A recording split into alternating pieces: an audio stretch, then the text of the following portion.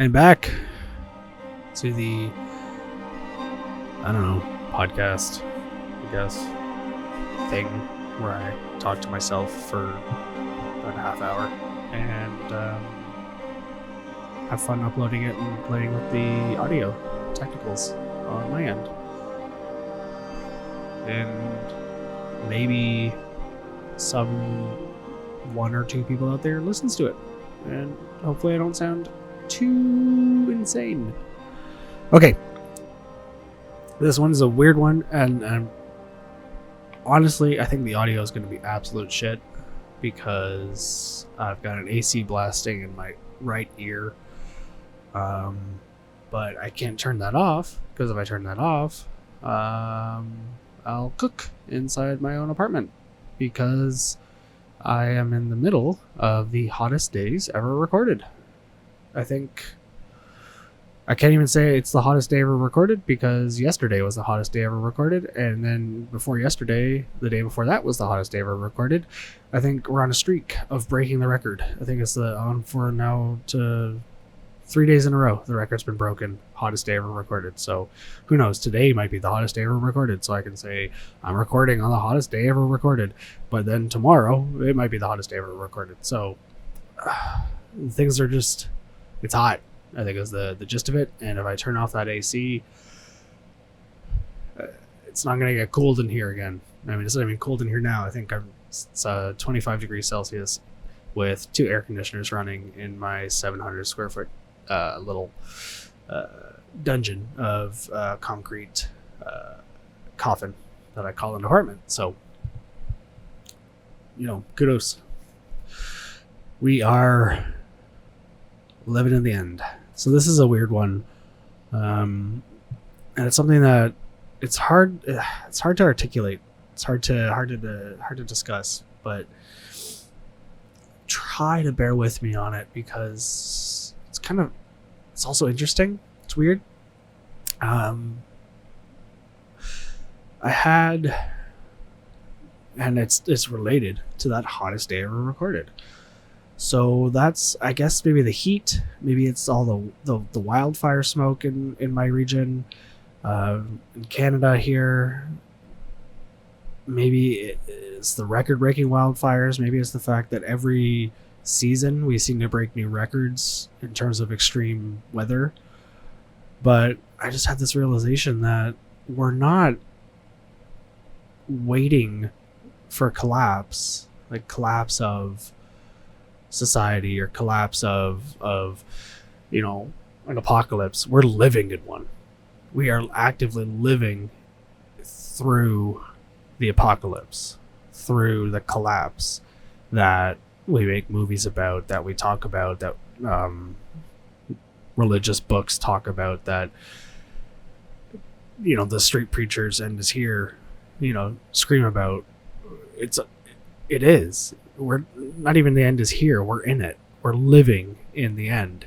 It's just we don't realize it because we live on a human time scale, and this is the end on sort of a geologic is almost too long, but just on a nature time scale, which is it's a bit longer than a human time scale, but we're watching it just wind down, and we're living in the end, and it's scary.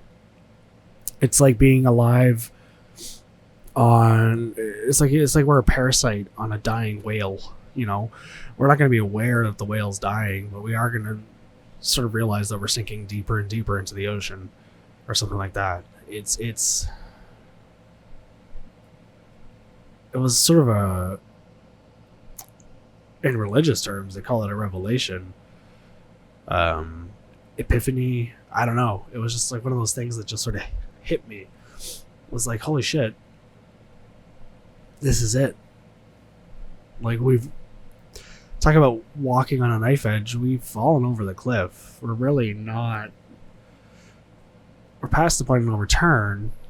But the thing is, or the problem is, that it is on a longer time scale. So it's hard for us to conceptualize as humans, I think, in that we're basically on that 100-year downswing of our own species. And we're just gonna watch things get worse and worse and worse, and we're just at that like peak of that 100 years. So it doesn't feel that way, right? It feels like maybe it could still get back to normal or better, or things we just adjust to this new normal, this gradually new normal. I think in the last episode I talked about boiled frogs, where like the temperature slowly rises and you just kind of rise with it, and then at the end you're just kind of boiled alive and you don't realize it. But I think that's literally what we're in, on a environmental scale. Not even on like throwing aside society and throwing aside government and throwing aside all the other things that are just coming down on us, like globally. We're just sleepwalking. We're a corpse. We're a dead species that hasn't realized it. We're extinct.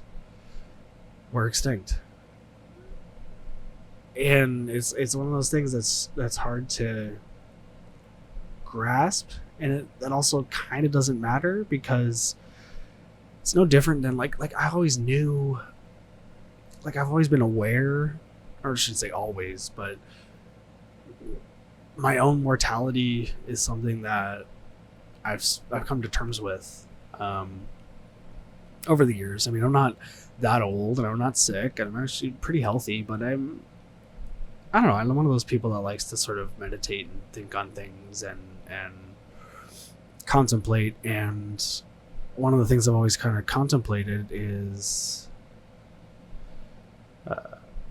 the end of it all being up here, me, death, religion, afterlife. And I'm not religious. I don't believe in an afterlife. This is all we get. And then when we die, it's just like going to sleep and not waking up. Not even like going to sleep. It's just like it's like we stop existing, like all that time before I was born, and then all the time after I die. It's the same thing. It's that same window.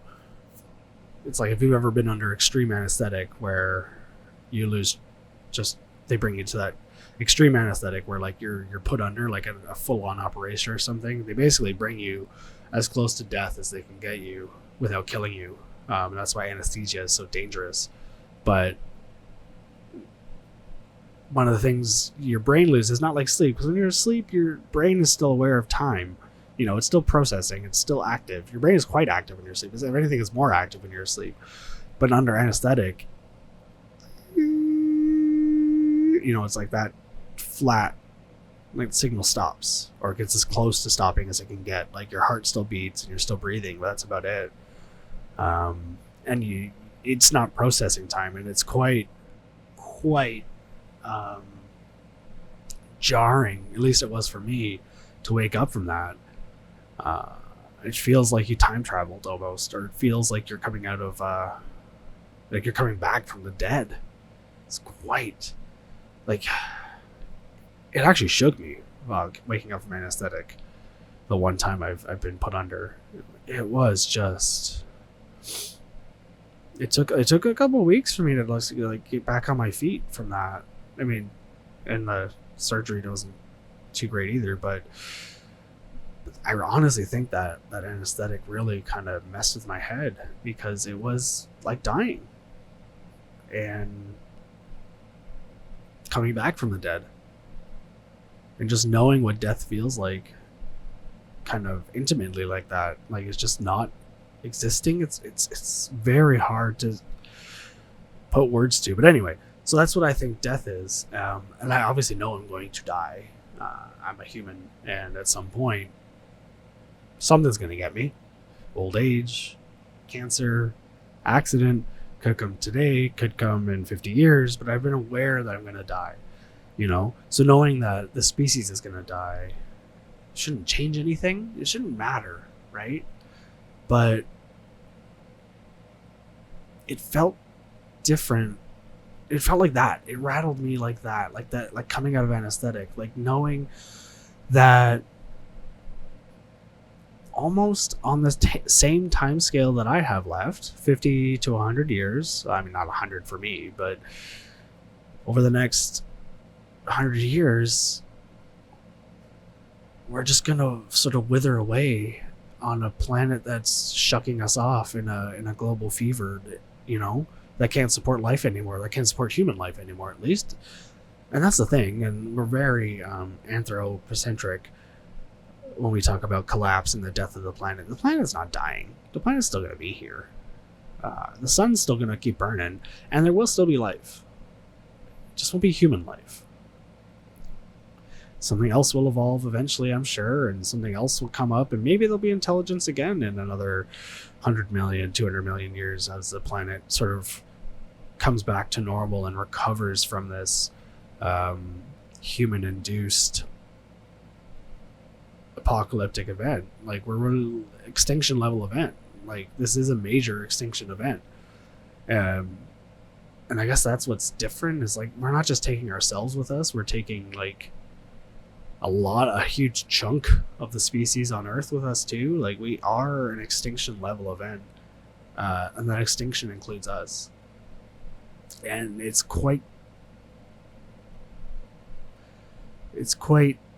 a thing to just feel that, or to know that as I wind down in my life over the next 50 to 100 years, I'm going to be winding down at the same time as everyone else who's ever existed. Like, humanity is going to be winding down, and it's going to be chaotic. Jeez, it's going to be chaotic. Things are going to be real bad, and it kind of sucks. I mean, so on the one hand, it's nice, you know, I'm not going to have kids. I don't have kids. It's almost, I don't know, maybe it's egotistical, but it's almost like, you know, I'm going and you're all coming with me, you know. like it is nice to know that I won't be dying alone. And everyone in my generation will be like that sort of first generation that as we start to die out, everyone else is dying out too. So, you know, we're like the first of the last. But on the other hand, it's going to suck because as we get older and more invalid, you know, more weaker, it's going to be times where the strong are going to be the ones surviving because things are going to get tougher and tougher and tougher. You know, we're going to see rises in famines. We're going to see rises in extreme weather. Like I said, hottest day ever recorded so far. And that's what I'm living in. Like, yesterday was the hottest day ever recorded, but today might beat that. It's July 7th today, 2023, and I'm sure my audio is absolute garbage from that AC, but like I said, without that, I don't know. I wouldn't be sitting. I mean, I'd be sitting here, but it'd be dripping. My camera would probably be like, what is it at? Yeah, it would probably be. It'd be fine, but it's just, it's crazy. It's one of those things that hits you. It's hard to think. It's hard to think of, and I don't know how to. I don't even know what my point is, other than like, we're in the end. Like, this is it. So maybe. And how did it make me feel? Like, how did I feel? So there's this movie, one of my favorite movies, and I think it's not like it's an obscure movie, Children of Men. It's a great movie. I'm sure anyone listening has probably heard of it or seen it. And if you haven't, you should go out and watch it. But basically the premise is it's, you know, a couple years into the future and no new humans are being born. Like, humanity's lost the ability to reproduce. And it's, you know, it's not an apocalypse movie, but it is. It's kind of a redemptive movie. It's a good story. I don't want to give it away, but basically, like, humanity has lost the ability to have babies. The youngest human on Earth is like 20 years old, and there's no one else born in the last 20 years. So humanity's kind of just limping along. Everyone's kind of just in this cynical or shell-shocked almost state of, you know, knowing that the species is dead, and what's the point of it all, and people are still going to work, and people are still, having their morning coffee, and people are still fighting out their petty squabbles and terrorists and idealists and religions and everything else. People, that's still all going on. If anything, it's ramped up. um you know but it's that weird feeling of like, yeah, what does it feel like we all know we're going to die, but I don't know, knowing that you're going to die, but like that is, something will go on, and that whether you have kids or not, like you leave a legacy, right? Like, yeah, I don't have kids, but I do have family. I have a nephew. I have friends. And my friends will have kids, and I have my media empire of shit that no one listens to, but like shit that's out there in the world that people could stumble across. In If we were going to survive, people could stumble across in 100 years, 200 years from now. Someone could be opening a dusty library, or come across an internet archive and come across my voice, and that's kind of cool to think about. But it was cool to think about, like leaving some kind of legacy that, not that I would be there, but it kind of makes you feel better. It kind of makes you feel like, yeah, I'm dead, but I'm not really gone. But if there's no one there to witness your legacy, you are. And I think that's what it is it's like, when I die, I'm gone. Like, all of us are just gone because it's over. There will be no humans to dig up our bones. There will be no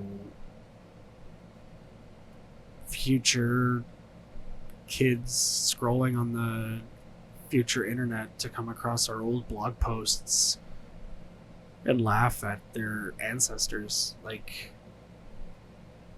when we die, it's all dying with us. And it feels somehow more final than just dying, So that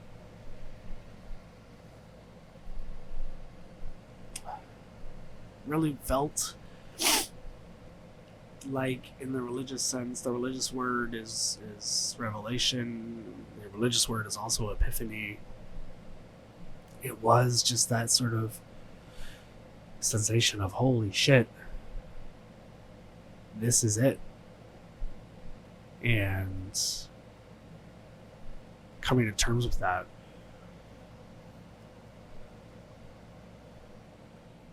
And I think I have come to terms with it in the same way the Stoics come to terms with mortality. It's like, accept that you're going to die, and in that knowledge, try to savor what every moment is. But instead of savoring every moment, like on a personal level of, enjoying waking up, or enjoying a hard day's work, or enjoying accomplishments, also try to enjoy on a global level. Like, I wish I had known that the last winter I had was the coldest winter I was ever going to have. That every winter after that's going to be warmer than the last. And I would have enjoyed the one previous. So going forward, I'm going to be cognizant of that. Every snowfall might be the last snowfall that I see. And not that I see because I'm going to die, but that I see because there just might not be snow after. The winter might go away and it might just become an extended fall of just rain in my region. Yeah, maybe I could travel and see snow on the mountains, or further up north, but even then, that's going to slowly go away too. So,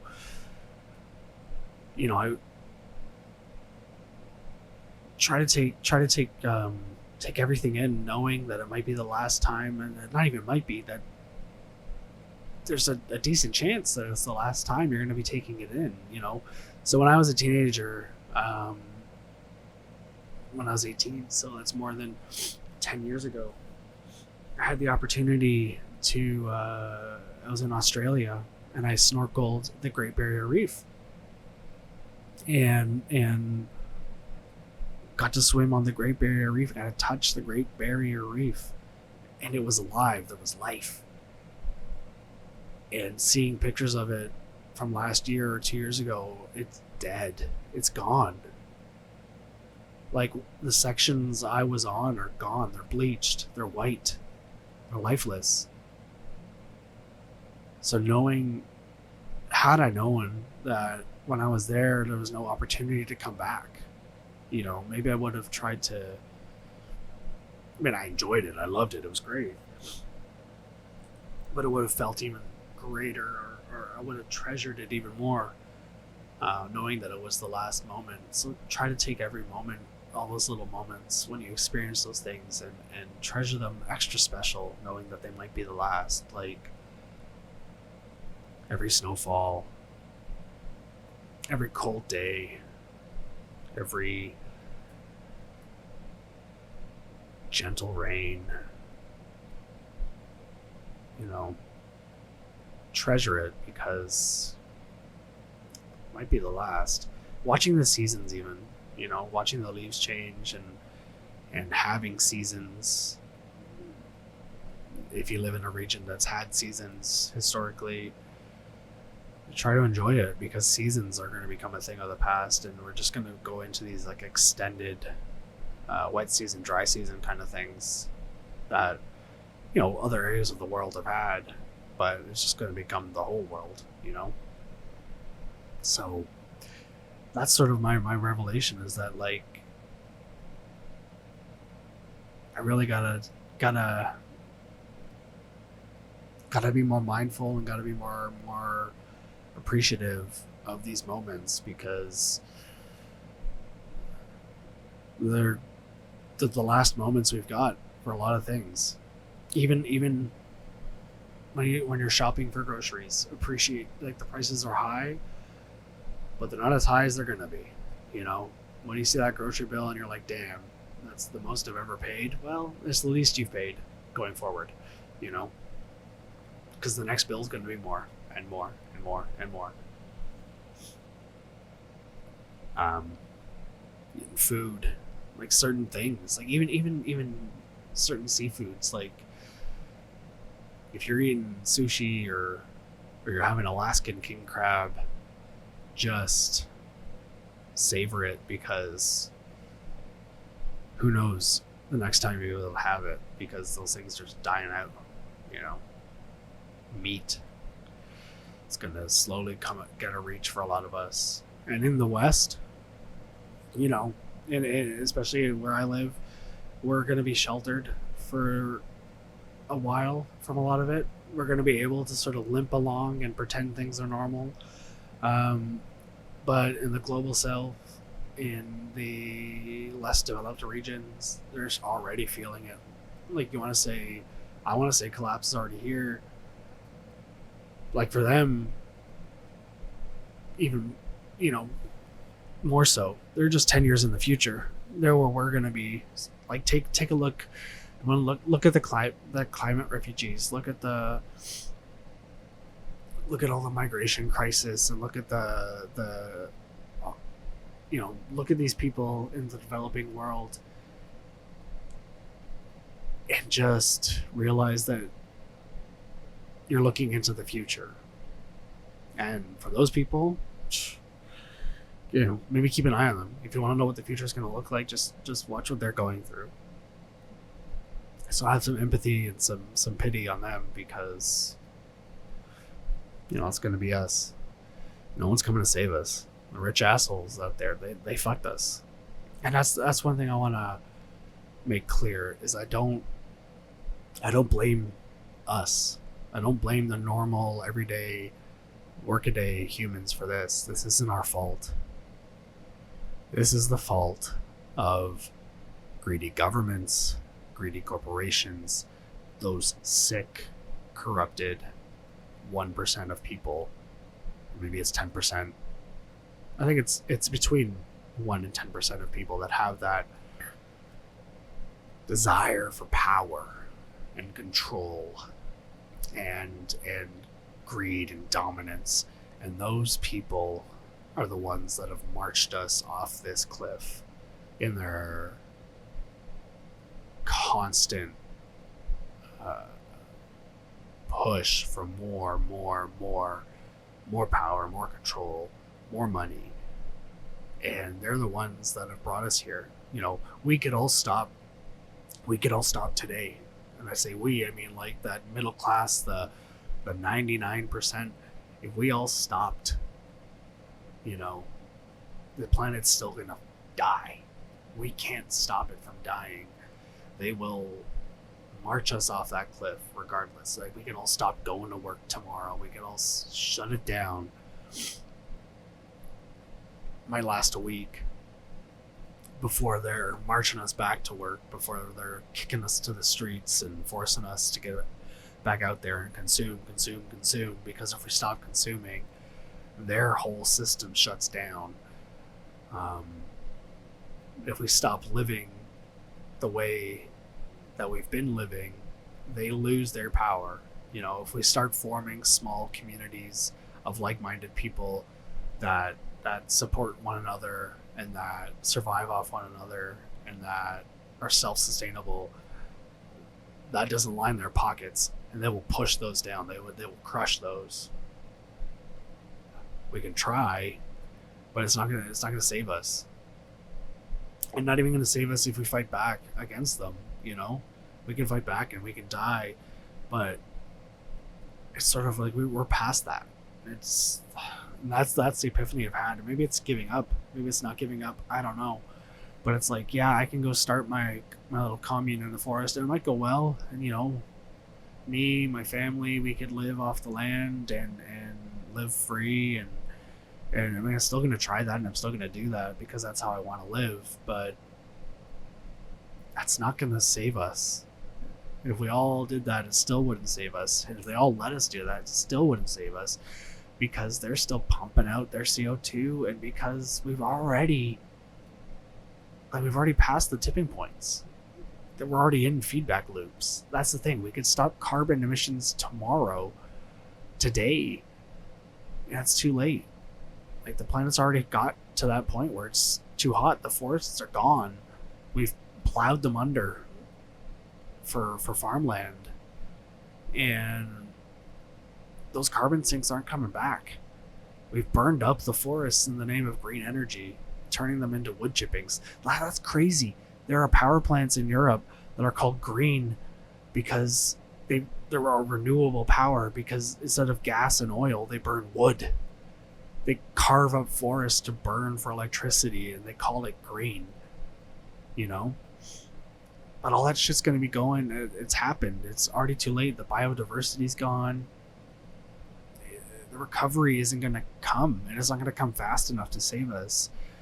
And we're in that carbon feedback loop where it's too late. Like, we don't know what we're going through. Like, this is unexplored territory, and we're breaking records, and we're witnessing things that scientists thought would never happen, or that wouldn't happen for another 50 years, because we're in uncharted territory. Like, this is stuff that is only going to get worse, and we could all stop tomorrow, and it would just be us all sitting on the sidelines watching as the planet burns instead of helping it along. You know, it's still burning.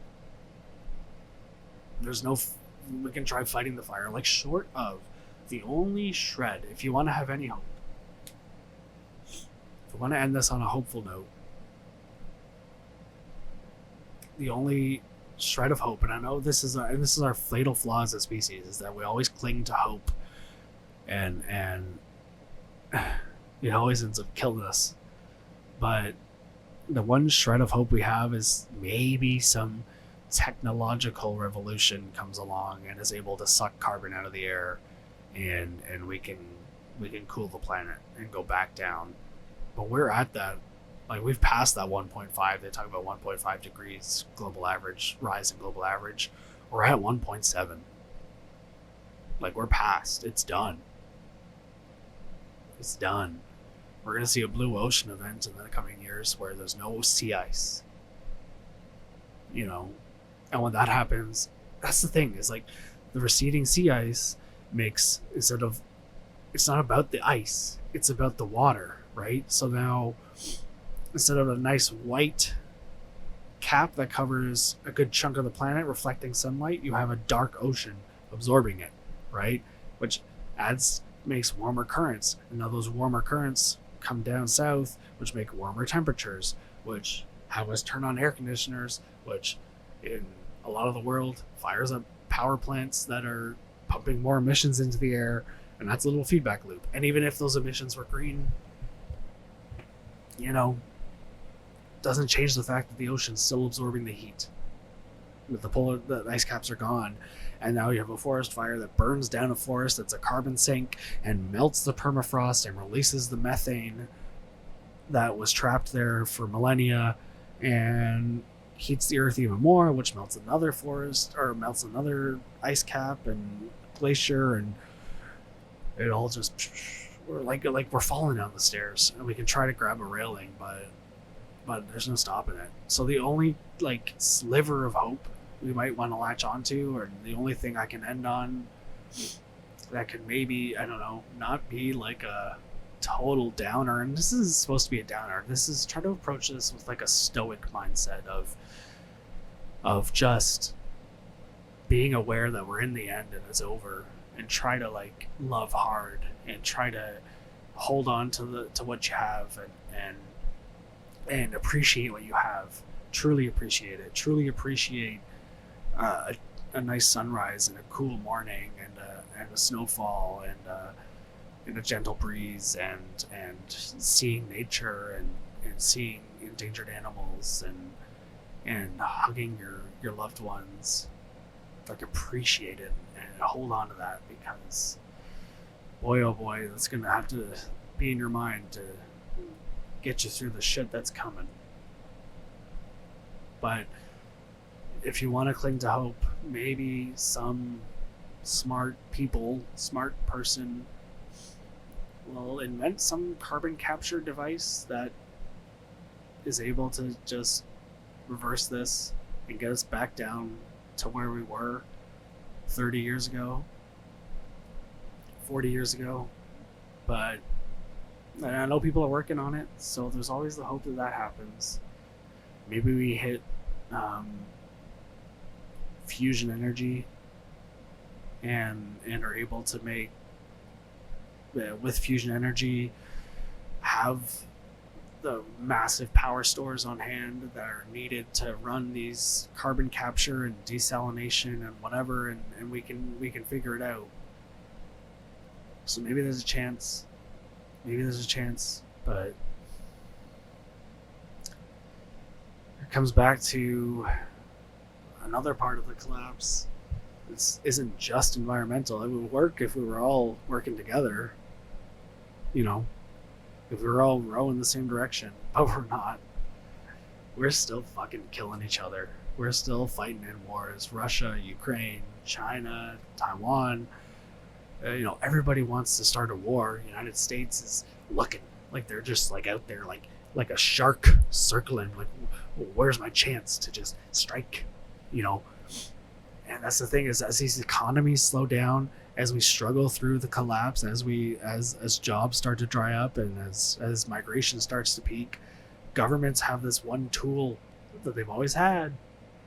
When you have a bunch of rowdy, a generation of rowdy men, unemployed men, who are causing trouble, who are threatening to overthrow you, and are getting angry that society sucks and the world sucks, and we want change.